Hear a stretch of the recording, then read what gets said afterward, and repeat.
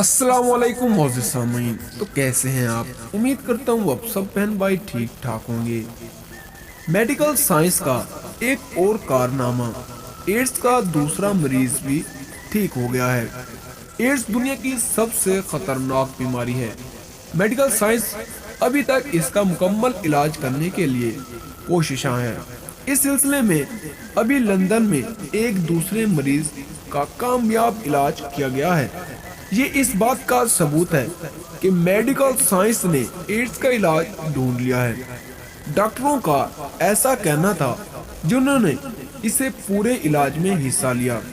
اس مریض کو 3 سال قبل بون میرو ایک شخص کی طرف سے عطیہ کیا گیا تھا، اور علاج اس کے بعد 3 سال اور 6 ماہ تک اس کا ایڈز کا چیک اپ کیا گیا، لیکن کسی بھی ٹیسٹ میں ایڈز کا وائرس نہیں ملا۔ رویندر گپتا، جو کہ اس ٹیم میں معاون ڈاکٹر کے طور پر کام کر رہے ہیں، اس کا کہنا تھا کہ ہمارے حساب سے یہ مریض مکمل طور پر ٹھیک ہے اور یہ ایک نارمل زندگی گزار سکتا ہے۔ مزید ان کا کہنا تھا کہ یہ کیس ایک ثبوت ہے کہ ہم نے ایڈز کا علاج حاصل کر لیا ہے۔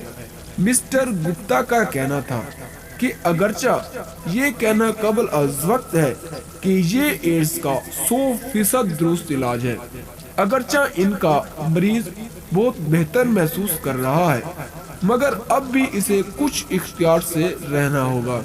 اس مریض کا تعلق برطانیہ کا شہر لندن سے، جبکہ اس سے پہلے جس مریض کا علاج کیا گیا تھا اس کا تعلق امریکہ سے تھا۔ ان کا علاج سن 2007 میں کیا گیا تھا۔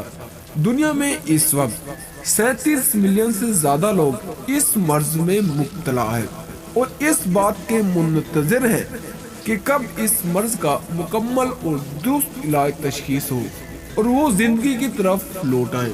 اگرچہ یہ ان سب مریضوں کے لیے خوشخبری ہے، مگر اب بھی اس میں کچھ وقت لگے گا۔ اور اگر آپ کو ہماری یہ نیوز، ہماری یہ خبر پسند آئی ہو تو اس ویڈیو کو لائک کریں اور شیئر کرنا مت بھولیے گا۔ تو ملتے ہیں اگلی ویڈیو میں، تب تک کے لیے اللہ حافظ۔